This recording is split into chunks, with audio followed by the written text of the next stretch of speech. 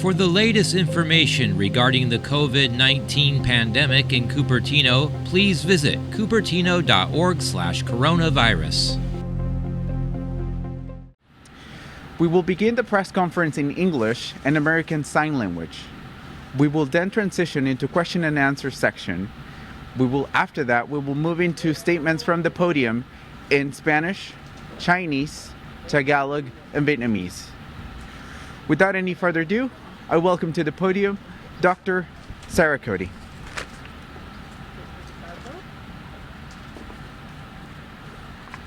Good morning, everyone. Thank you for being here. I'm Sara Cody, the Health Officer and Public Health Director here in Santa Clara County.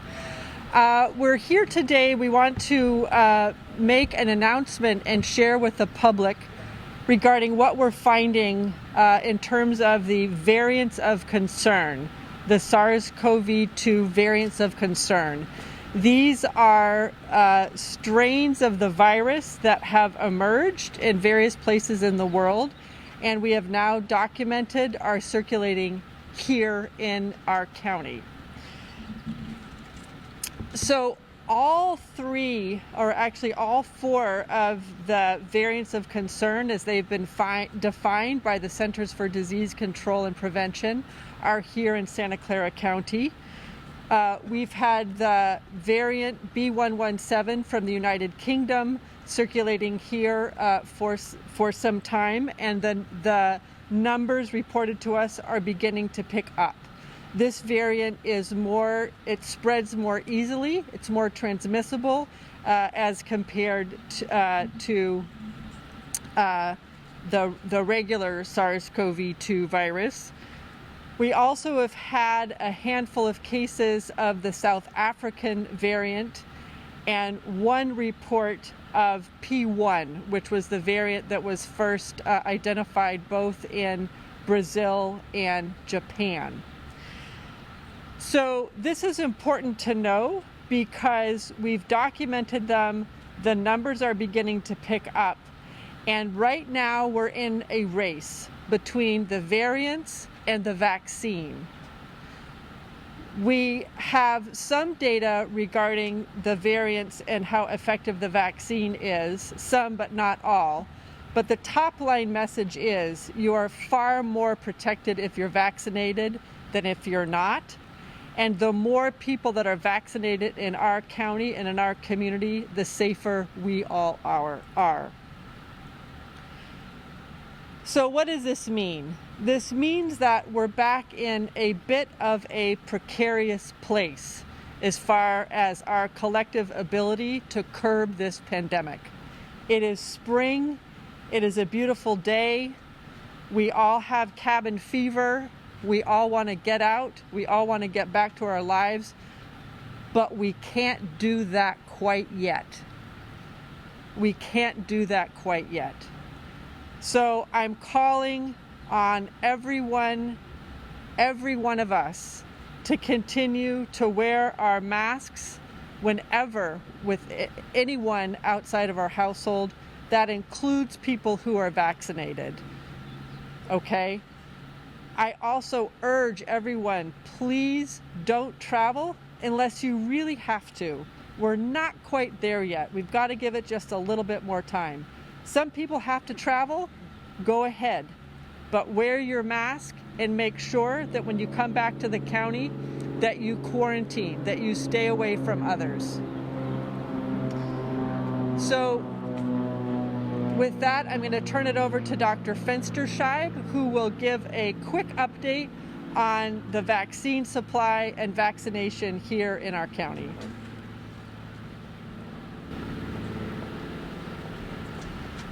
Thank you, Dr. Cody. Good morning, everyone. So we did get our notification of what we will be getting for next week, what will be arriving next week for our vaccines. And it's the total number, which is not including Kaiser or Palo Alto Medical Foundation, is 71,900 doses. How does this compare with last week? Last week we got just over 58,000 doses. So we did get an increase this week, which is good. Most of the increase that the state got, which again was passed on to us, was for the Johnson & Johnson vaccine. So that's good, because that's the one shot and done situation. You get one shot and you're finished. So we're happy to see that we got more vaccine. However, it's still not enough. We're doing about 1/3 of our capacity in this county. So we continue to need more vaccine, but we're happy to see at least a little bit of an increase. When we look at our dashboard to see how we're doing in this community, about a little more than a third of residents that are eligible, those are 16 and older, have been vaccinated with at least one dose. So that's good. Those that completed the whole series are about 20%. So 1 in 5 people are totally done with the series of vaccine. But as Dr. Cody mentioned, we really need to get people vaccinated. We know that there is a limiting factor of how much vaccine we have. So again, people need to just continue to check all of the websites and make sure that when it is your turn, that you find an appointment and get vaccinated. Today, April 1st, opened up the vaccine eligibility yet again to include 50 years of age and older. So that will be added to all of our eligibility at the clinics. That equals a lot of people. I think I mentioned at one time previously that it was about 370,000 more people, but probably a little less because some of those people already fit into some of the other categories. But still adding a lot of people that we don't have vaccine for now. So please, everyone, be patient.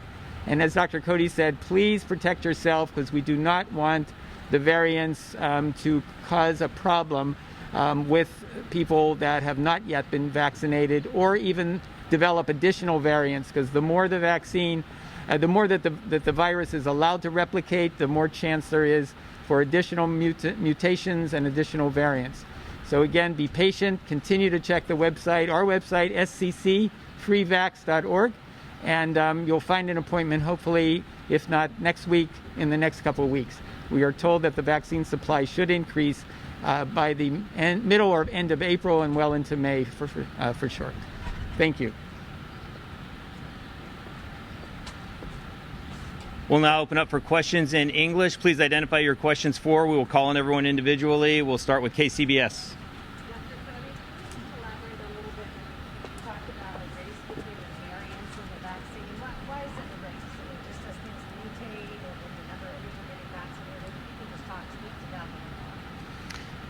So this is a race between the variants and the vaccine, because the more opportunity that the virus has to circulate, the more opportunity it has to take on mutations and to change.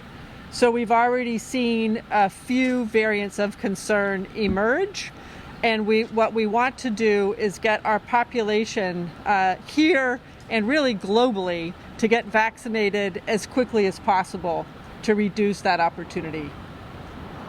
NBC, what's the question? What for Dr. Cody and one for Dr. Fenstersheib? Are we on the verge of headed backward if this continues, going back to more restrictions? If we don't socially distance, wear a mask, go out. What the trends that we're seeing here in Santa Clara County are somewhat similar to the trends in our Bay Area region. And that is after really good progress and consistent declines in positivity rates and case rates since the first week in January, we are now seeing our case rates flatten, and in some cases some indication that they're beginning to tick up. So we may have gotten as low as we're going to go. We're about where we were last October, mid-October. And as you will remember, after mid-October, starting early November, our case rates started to tick up quite precipitously. So unfortunately, we still all need to be very aware and very cautious to prevent any surge or even a swell. We don't want that to happen. And for Dr. Fenstersheib, I'm certain that there's obvious frustration for people who can't make an appointment. Some are looking at Fresno, see if they can get it in Fresno. They're asking why open it up to 50 and over when we can't even supply to 65 and over right now. It just can't be a frustration. Right. So the question is, why are we opening up even more when we can't meet the needs? It's a good question, and we're taking the lead, excuse me, in a direction from the state. So that was not our decision. That was the state's decision. Excuse me. I wanted to make just add one more thing, because I mentioned 71,900 doses. Of those, about 49,000 are first doses. So all second doses were covered, and we have less that we needed to do for the next week.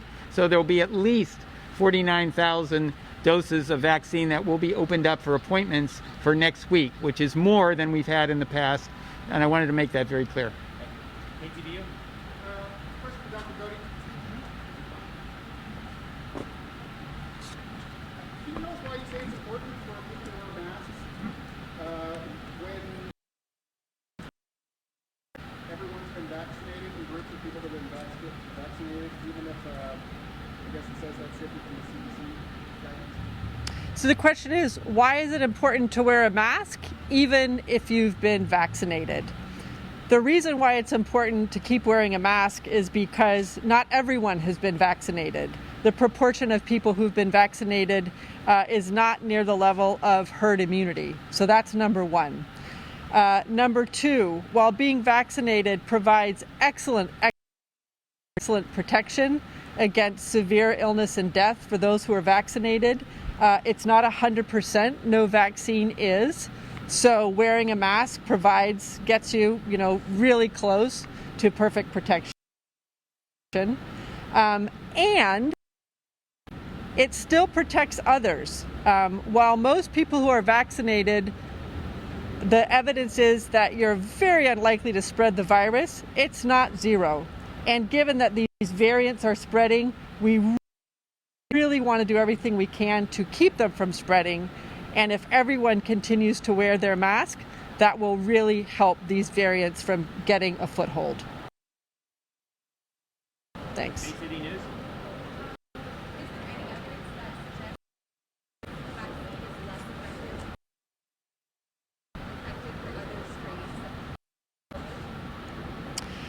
The question is the vaccine less effective for these variants of concern? The answer is this is still under study. There are two types of data that we are collectively looking at. One is laboratory data, and there's some evidence from laboratory data that some of the vaccines may not perform as well with these variants. But more importantly, there's what happens in real life when there's people who are vaccinated in a community where the variant is circulating. Those data are obviously fairly incomplete, but still coming in. Carolyn? Two quick questions. One, is there any evidence that the number of people who have been vaccinated has had an impact on overall cases so far? And second question, has there been any long-term conversations about booster shots to deal with the variants? The first question is, have vaccinations had an impact on case rates? And the second question is, what about booster shots? So we've seen significant declines in case rates and positivity rates across the state, the region, and our county. This has to do with, I think, both increase in natural immunity. A lot of people got infected, and we have increasing vaccination rates. So I think it's both. There is conversation around booster shots. Our best guess is that SARS-CoV-2 may require, annual booster shots, something akin to getting your annual flu shot. We all may need to get our annual SARS-CoV-2 shot. KPIX?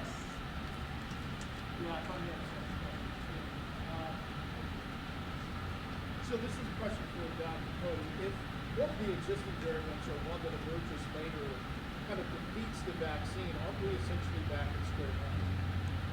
The question is, if one of these variants defeats the vaccine, aren't we back at square one? So I would say the good news is that we have a variety of vaccines. Each of them work a little bit differently and may provide, too soon to tell, but different levels of protection.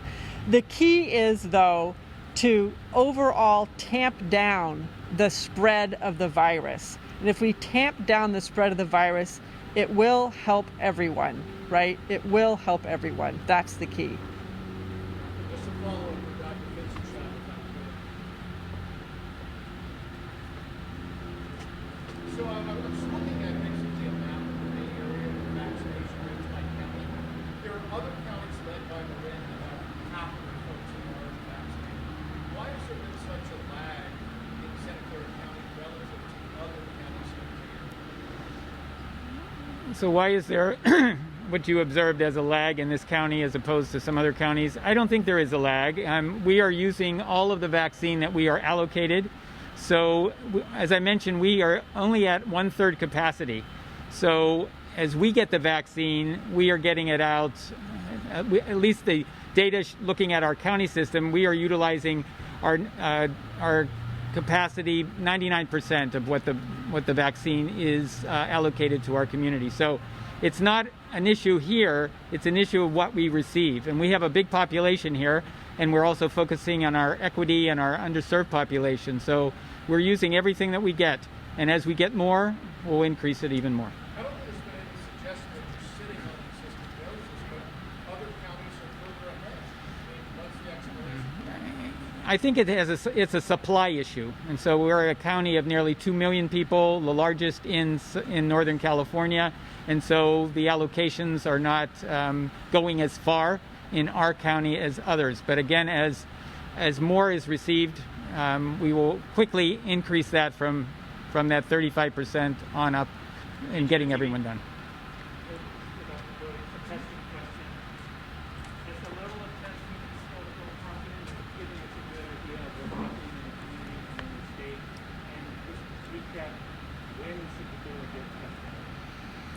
The question is around testing. We are seeing a little bit of a slump in testing. The rates of testing are drifting down. They're drifting down faster statewide than they are in the county, but this still is an area of concern. So the question is, when should you be tested? Let's not forget that testing is a really important strategy to prevent transmission of COVID. So if you are working somewhere where you have frequent exposure to the public, you have frequent exposure to others, you should get tested regularly. How regularly depends on how much exposure you have, but once a week would be fantastic, and it should be at minimum once a month. Second, if you are exposed to someone who has COVID, you need to quarantine immediately and then get tested around day 7 is what we recommend. And if you have any symptoms of COVID, you should get tested. So we still have widespread testing available. There's plenty of access. There should be no barrier to getting tested. And if anyone has questions, you can look on our website, sccfreetest.org, and find out where you can get tested.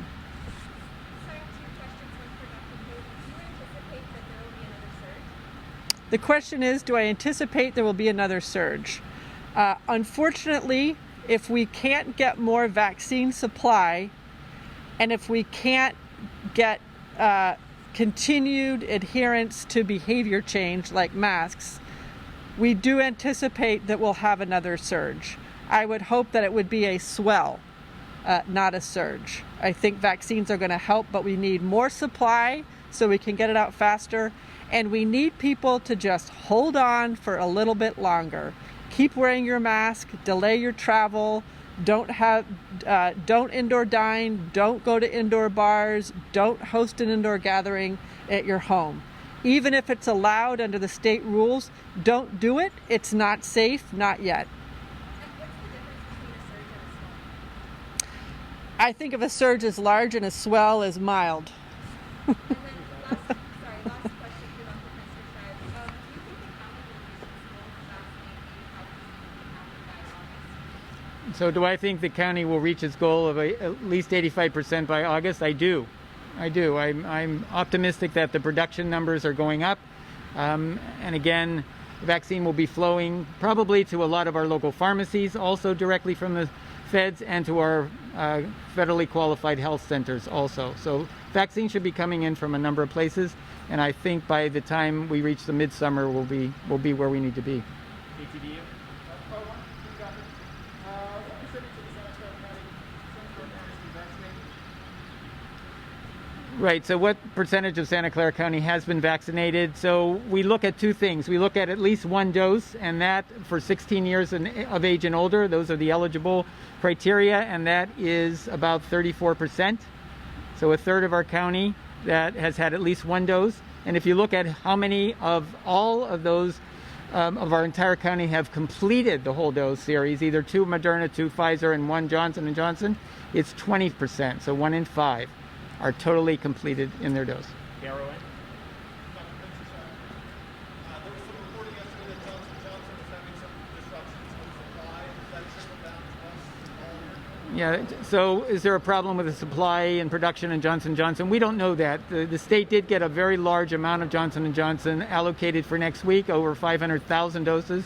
And we don't know yet whether that problem at the production line is going to affect us into the future. For Dr. Cody.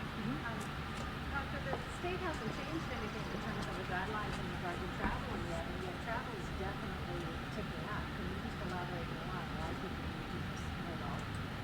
The question is around travel and why people need to hold off. So there still is a travel advisory that the state has discouraging non-essential travel, discouraging travel for pleasure, for example, discouraging travel for spring break, for example. The reason why we discourage travel is that travel exposes people who live in one area, go to another area, may pick up a new variant or a new strain and bring it back and then mix and things take off. I would say that our county historically, just because of the demographic mix, people have family from around the world, people have work that takes them many different places. We tend to see unusual infectious diseases emerge in our county. So it is really especially important that we pay attention and not travel right now. If someone does travel because they have to, it's essential, we urge people to 1, wear masks consistently, and 2, quarantine when you come back. That means you come back and you stay in your residence for 10 days. Final question, KPIX. Yeah, across the Bay Area, we've gone pretty quickly from purple to red, orange, some looking like yellow, maybe in a couple of weeks. It's my understanding that you've always had the authority to sort of enact restrictions tighter than what was recommended by the state. If you're concerned about surge or swell, any chance that you will put the brakes on what any further reopening in our country? This question is around state and local restrictions and whether we would consider something local if there is a surge or a swell. The answer to your question is very complicated. As we know, the larger a population that makes a change, the more effective it is. And so as the pandemic wears on, it becomes more and more difficult to do something locally that is more restrictive than surrounding counties and than the state. However, my job, whether I like it or not, is to do what I think will best protect the health of people living in our county. Is that a maybe or a yes? Or too soon to tell? That's a too soon to tell. Thank you, everyone. Appreciate it. Thank you, Dr. Cody and Fenstersheib. For the latest information regarding the COVID-19 pandemic in Cupertino, please visit cupertino.org/coronavirus.